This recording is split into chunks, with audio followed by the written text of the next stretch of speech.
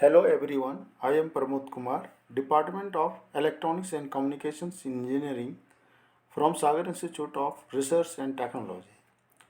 Today I am going to present network theorems.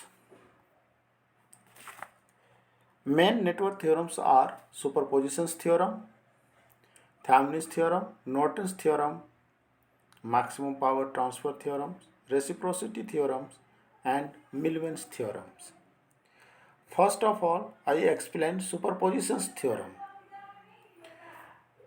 Superpositions theorem states that in any linear, active, bilateral network having more than one source, response across any elements is the sum of response obtained by each source considered separately and all other sources are replaced by their internal resistance.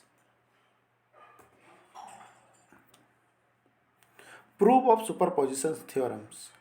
Find the current I in impedance Z3. So first of all, remove the current source. Case first, we consider the voltage source and remove the current source and replace their internal resistance. Since internal resistance of the ideal current source is infinity, that is open circuit. अगर current source है तो उसके internal resistance क्या होता है, infinity होता है. इसलिए हम उसको किससे रिप्लेस करेंगे, उस रेजिस्टेंस को इन्फानाइट से रिप्लेस करते हैं, दैट इज ओपन सर्किट. यानी जो करंट सोर्स होगा उसके लिए हम क्या रिप्लेस करेंगे, ओपन सर्किट. अब वोल्टेज अप्लाई यहाँ पे Vs है, तो हम करंट अगर निकालें Z3 में करंट कितना होगा, तो I1 हमने मान लिया करंट फ्लो हो रहा होगा. चूँकि ओपन सर्किट है तो Z2 इम्पीडेंस के थ्रू करंट जीरो फ्लो होगा. तो यहाँ I1 करंट अगर निकालें तो इस लूप में, तो I1 इक्वल टू क्या होगा, total voltage Vs upon Z1 plus Z3, that is I1 किसके कारण, सिंगल सोर्स वोल्टेज सोर्स के कारण. दूसरा केस हम लें, consider current source and remove voltage source and replace their internal resistance.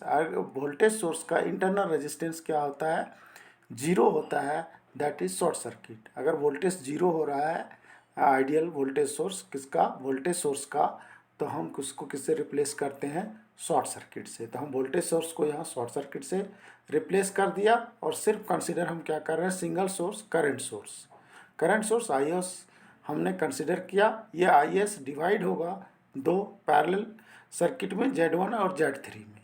तो यहाँ हम करंट डिवीजन रूल्स लगा दें तो I2 जो Z3 के थ्रू फ्लो हो रहा है, Z3 हम इंटरेस्टेड हैं कि करंट जो है Z3 के थ्रू कितना पास हो रहा है. तो हमने मान लिया कि करंट Z3 के अक्रॉस I2 पास हो रहा है. तो I2 कितना होगा, तो करंट डिवीजन रूल्स हम निकाल लें. I2 equal to Z1 upon Z1 plus Z3 into total current IS. तो हमने I1 करंट निकाल लिया किसके कारण, वोल्टेज सोर्स के कारण. I2 करंट निकाल लिया हम किसके कारण, करंट सोर्स के कारण. तो अब टोटल जो सुपरपोजिशन थ्योरम के अक्रॉस होगा वो क्या होगा कि now if both the sources acting together, अगर दोनों सोर्स एक साथ काम करता तो सुपरपोजिशन थ्योरम रेस्पॉन्स क्या होता, I equal to I1 plus I2. That is prove the superposition theorem. Thank you.